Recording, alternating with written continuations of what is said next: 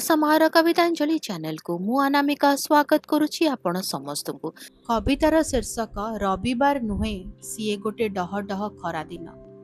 दीर्घ 6 दिनर खटणी परे अवश देह अवसन्न मन चाहि रही थाए रविवार छुट्टी को। शनिवार संज नई नई मनरे खेली जाए अपार आनंद। आसे आकांक्षित रविवार सकाळ चा टेबल रे फड़ फड़ घरणी बजार सौदार लंबा तालिका पाखरे बड़ बड़ दुईटा मुणा बापा माँ चाहि बसी थांती पुओ साथी रे दिनटी बितेबाकू। झीर अभियोग फटा जोता रे स्कूल जाउथिबी केते दिन सान पुअर अली बुलिब पार्क रे मजा नेब दोलीर। आजी जाए जाई पारिनी सची बाबूंक घरकू। लंबा उपचार परे तांक धर्मपत्नी फेरी आसिलेणी हॉस्पिटल रो। सान भौणी पाई जोगाड़ीबाकू अछि सावित्री भार।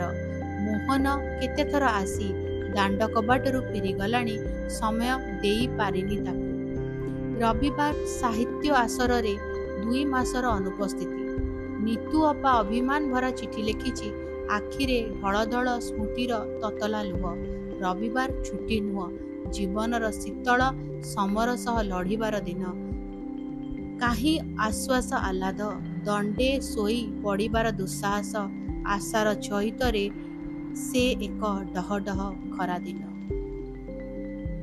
कविताटी केमती लगिला भल लगिला ना? जदि भल लगिला तो कौन करेंगे जानी वीडियो टिके लाइक करदेवे आम को भल लगे। वीडियो को अन्य मन सहित शेयर करूँ। चैनल को सब्सक्राइब करी बेल आइकन प्रेस करी ऑल नोटिफिकेशन को ऑन रखि था।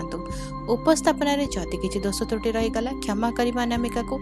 आसब आउ एक कविता सहित आसंता अध्याय आज्ञा दिंतु।